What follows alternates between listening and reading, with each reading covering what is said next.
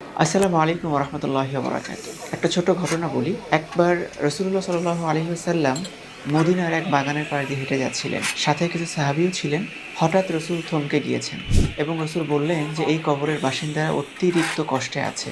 কিন্তু আশ্চর্যের ব্যাপার হচ্ছে তারা খুব সামান্য কারণে কষ্ট পাচ্ছে।" তখন সাহাবীরা জিজ্ঞেস করলেন যে, "কি এমন কারণে তারা এত বেশি কষ্ট পাচ্ছে?" রাসূল বললেন, "তারা প্রস্রাব করে পবিত্রতা অর্জন করত না এবং একজনের কথা অন্যজনকে লাগাতো।"